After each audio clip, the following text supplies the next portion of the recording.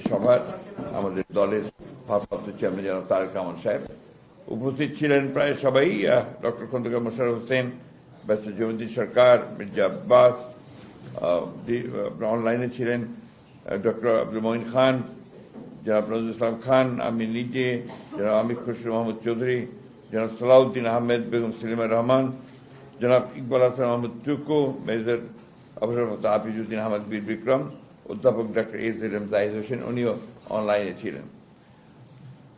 সভায় আমরা এই সাইবার সুরক্ষা অধ্যাদেশ যেটা আপনার খসড়া করা হয়েছে, এই খসড়াটা নিয়ে আমরা আলোচনা করেছি এবং বিস্তারিত আলোচনা হয়েছে।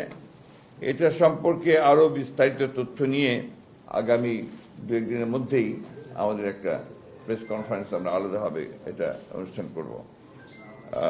এটা আমাদের ডক্টর মঈন খানকে প্রধান করে প্রফেসর এ কে মহিদুজ্জামান এবং ব্যারিস্টার কাসেম কামাল সহ একটা কমিটি গঠন করা হয়েছে। তারা এই বিষয়টার উপর একটা পেপার রেডি করবেন, সেটা নিয়ে আমরা আবার আপনাদের সামনে আসব। তৃতীয় আলোচনা যেটা হয়েছে এটা হচ্ছে যে প্রধান উপদেষ্টার যে বক্তব্য, এটা অনেক পুরনো বিষয় হয়ে গেছে ইতিমধ্যে। বিশেষ করে নির্বাচন বিষয়ে যে বক্তব্য ছিল যে বছরের শেষের দিকে অথবা আপনার পরবর্তী বছর অর্থাৎ 26-এর মাঝামাঝি সময়ে এই বিষয় নিয়ে আলোচনা হয়েছে, অনেক দীর্ঘক্ষণ আলোচনা হয়েছে। আমরা মনে করি যে এত বিলম্বিত করার কোনো কারণ নেই। মনে করি এখন যেহেতু আপনার নির্বাচন কমিশন গঠন হয়ে গেছে এবং আপনার মোটামুটি একটা স্টেবিলিটি এসছে আপনার গভর্নেন্সের মধ্যে, গভর্নমেন্টের মধ্যে, সেই ক্ষেত্রে এই নির্বাচন অনুষ্ঠানের জন্য মনে হয় যে আপনার বোধহয় এই মাসের বোধহয় আপনার নির্বাচন সংস্কার সংক্রান্ত যে কমিটি, সেটার মধ্যে রিপোর্ট এসে যাবে, কালকে দেবে। সুতরাং আমার মনে হয় না যে এটা আমরা আরো বিলম্বিত করার প্রয়োজন আছে, কারণ যত বিলম্ব হচ্ছে তত রাজনৈতিক এবং বারবার করে বলছি যে আসলে নির্বাচিত সরকারের কোনো বিকল্প নেই। এটা গণতন্ত্রে এটাই হচ্ছে সবচেয়ে ইম্পর্টেন্ট বিষয়। তো সেই ক্ষেত্রে আমরা মনে করি যে এই বছরই মাঝামাঝি সময় অর্থাৎ আপনার জুলাই আগস্ট এর মধ্যেই নির্বাচন সম্ভব, এবং আমরা এই কারণেই আমরা সরকারকে আহ্বান জানাচ্ছি, নির্বাচন কমিশনকে আহ্বান জানাচ্ছি এবং রাজনৈতিক দলগুলির প্রতি আহ্বান জানাচ্ছি যে দেশের বৃহত্তর স্বার্থে এই বছরের মাঝামাঝি সময় নির্বাচন অনুষ্ঠানের জন্য আমরা ব্যবস্থা নিতে পারি। এরপরে আপনার আমাদের এক অত্যন্ত গুরুত্বপূর্ণ বিষয়ে আলোচনা হয়েছে, সেটি হচ্ছে যে দ্রব্যমূল্যের ক্রমাগত যে ঊর্ধ্বগতি, এই ঊর্ধ্বগতিতে আমরা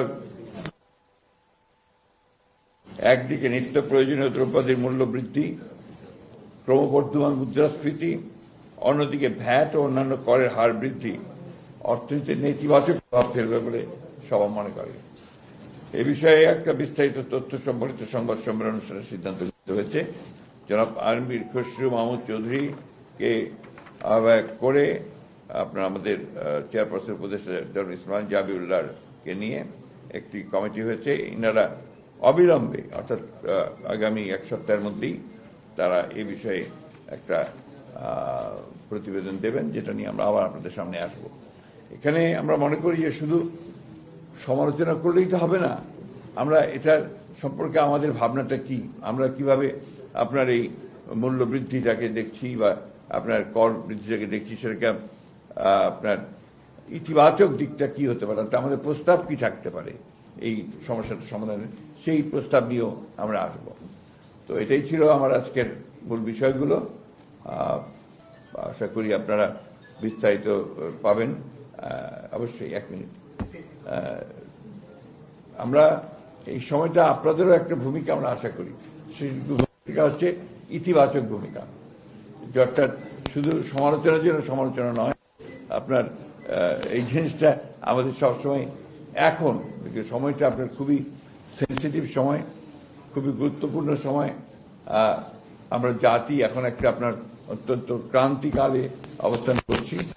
এখন এর থেকে এই গণতন্ত্রের উত্তরণের যে পথটা, এই পথটাকে আমরা কোনো মতেই যেন আপনার এটাকে খুব বেশি বাধাগ্রস্ত না করি, সেই আহ্বানটা আমাদের সকলের প্রতি থাকছে। জি প্লিজ। প্রশ্নটা হচ্ছে নির্বাচন নিয়ে আপনারা বক্তব্য এসছে, আপনার জুলাই অগস্টের মধ্যে নির্বাচন সম্ভব, কিন্তু আপনি নিশ্চয়ই লক্ষ্য করেছেন যে সরকারের পক্ষ থেকে প্লাস হচ্ছে যে নাগরিক কমিটি বা বৈষম্য বিরোধী এবং কিছু কিছু রাজনৈতিক দলও বলছে, এবং সংস্কার কমিশন যেটা হয়েছে ইসির, তারাও বলেছে যে জাতীয় নির্বাচনের আগে স্থানীয় সরকার নির্বাচনের একটা প্রক্রিয়া, এবং তারা চাচ্ছে যে জাতীয় নির্বাচনের আগে স্থানীয় সরকার নির্বাচন করার ব্যাপারে একটা উদ্যোগ নেওয়া। আপনারা এই ব্যাপারে আমরা খুব সুস্পষ্ট আমরা সিদ্ধান্ত নিয়েছি এবং আমাদের সিদ্ধান্ত আমরা জানিয়ে দিয়েছি। এখানে আমার এখানেও আছে, আপনারা পাবেন।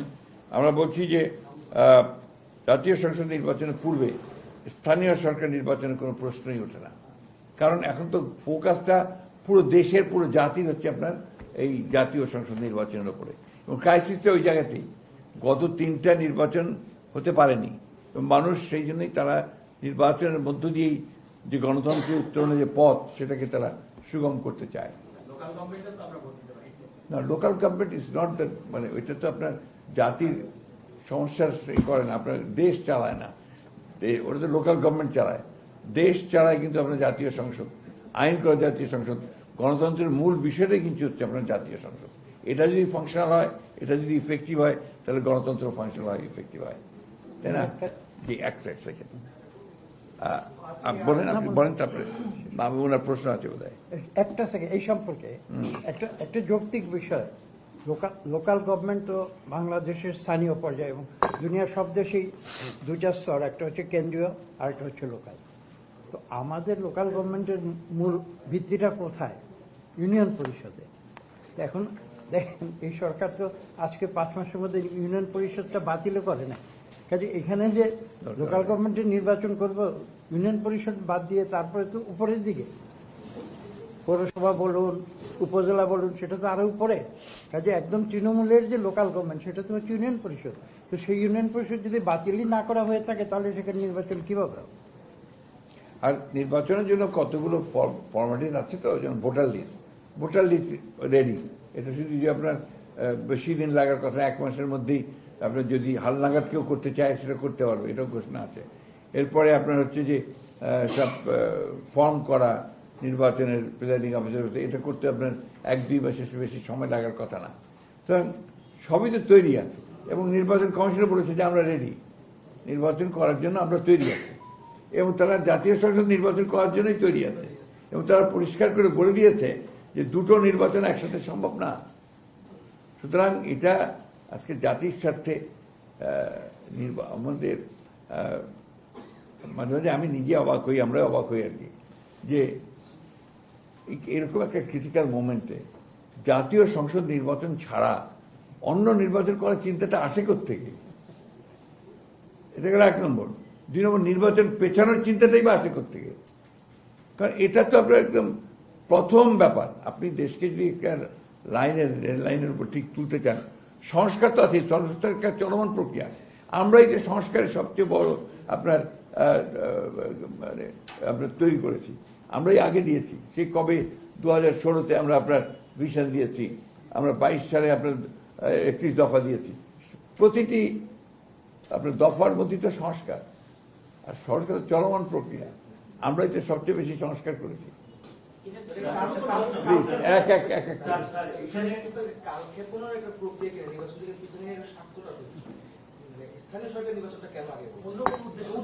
এগুলো ভাই আমি কমেন্ট করতে চাই না, প্লিজ। আরেকটা প্রশ্ন ওনাদের আছে। ওনারা বলছেন যে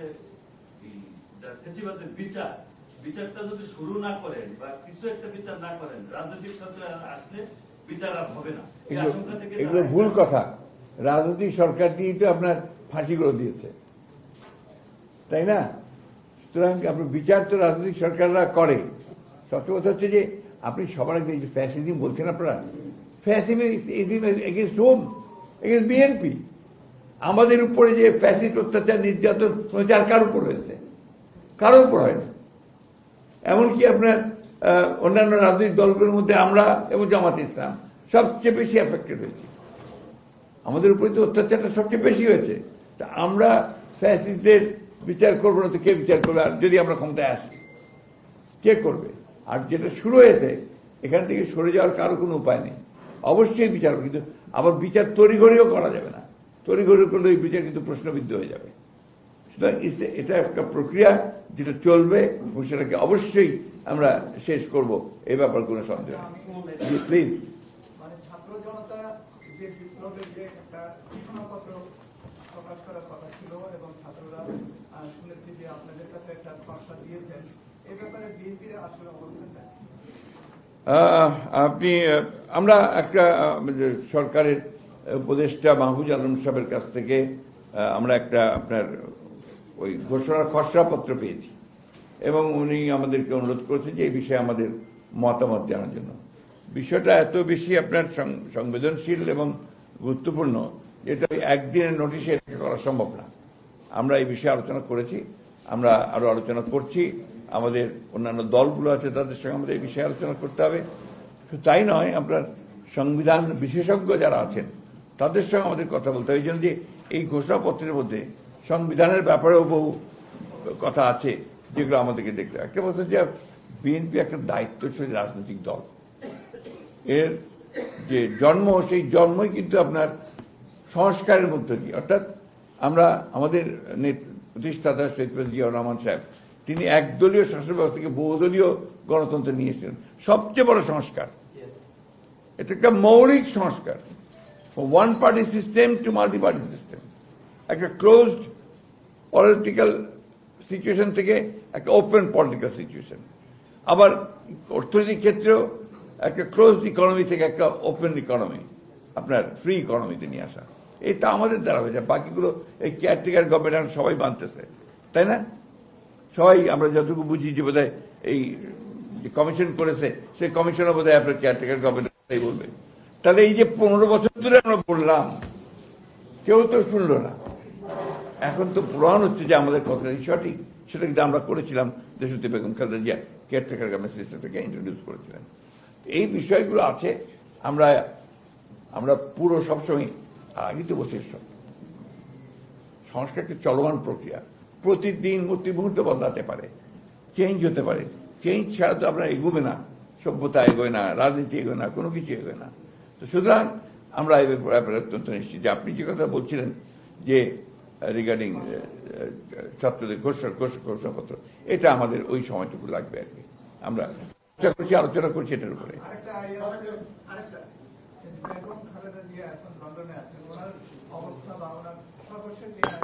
আপনারাই আজকে রিপোর্ট করেছেন যে উনি বেটার, উনি হাঁটছেন, আপনাদের পত্রিকাতেই দেখলাম আমি আজকে সকালে।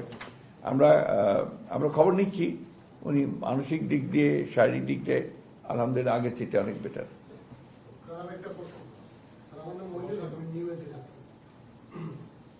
আমার প্রশ্ন হলো, আপনি এই বছরের মাঝামাঝি সময় নির্বাচন করা সম্ভব এবং সেই দাবি আপনারা করছেন। আপনাদের যে সমমনা দলগুলো আছে তাদের সাথে আপনারা কিছুদিন ধরে বৈঠক করছেন, তো সমস্ত দল এই বিষয়ে তাদের মতামত কি দিয়েছে? সবাইকে আপনারা আমাদের দলের জি বলছিলেন যে এই যে স্বৈরাচারী শাসনে সবথেকে বেশি ক্ষতিগ্রস্ত হয়েছে বিএনপি এবং জামাত।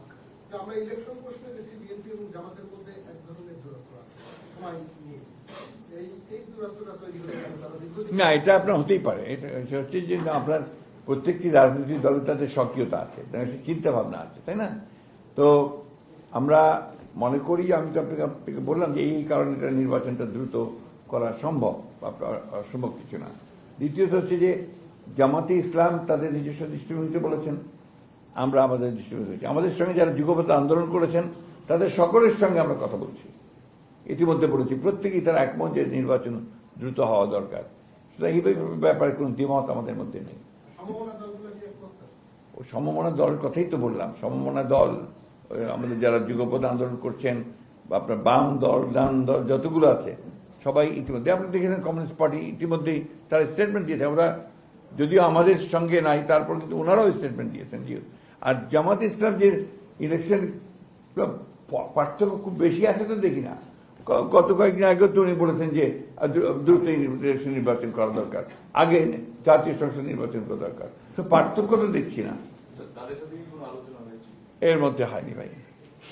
অন্য কারো প্রশ্ন থাকবে স্যার, আমি একটা প্রশ্ন করছি, সেটা হচ্ছে যে আপনি নিশ্চয়ই দেখছেন যে আমাদের সীমান্তবর্তী এলাকায় বিএসএফ বিডিআর এর মধ্যে একটা উত্তেজনা চলছে বেশ কয়েকদিন ধরে। এবং সীমান্ত আইন লঙ্ঘন করে কাটা বেড়া নির্মাণ করা হচ্ছে। একটা ব্যাপক উত্তেজনা চলছে এবং যে স্বরাষ্ট্র উপদেষ্টা কিন্তু বলেছেন যে বিগত সরকারের আমলে এমন সব চুক্তি করা হয়েছে যেসব চুক্তিতে আসলে কথিত সরকার ভারতকে এক ধরনের একটা লাইসেন্স দিয়েছে, ওইটা সুযোগ তারা নিচ্ছে। এই নিয়ে আপনারা আসলে জিনিসটা কি? না, আমরা তো প্রথম থেকে বলে আসছি না যে ভারতের সঙ্গে আমাদের যে চুক্তিগুলো আছে সেই চুক্তিগুলোকে জনসম্মুখে উপস্থিত করা উচিত। এমনিতে পার্লামেন্টে করা উচিত ছিল, কিন্তু সেটা জনসম্মুখে উপস্থিত করা উচিত। এবং কোন চুক্তি গ্রহণযোগ্য হতে পারে না যেটা বাংলাদেশের স্বার্থের বিরুদ্ধে যাবে। এটা কোনো মতেই আপনার বাংলাদেশের মানুষ সেটা মেনে নেবে না। আর আমি ধন্যবাদ দিই আপনার আমাদের বর্তমান অন্তর্বর্তীকালীন সরকারকে, তারা এই ব্যাপারে করে অত্যন্ত শক্ত একটা স্ট্যান্ড নিয়েছেন, যেটা বাংলাদেশের জন্য সম্মানজনক। Thank you.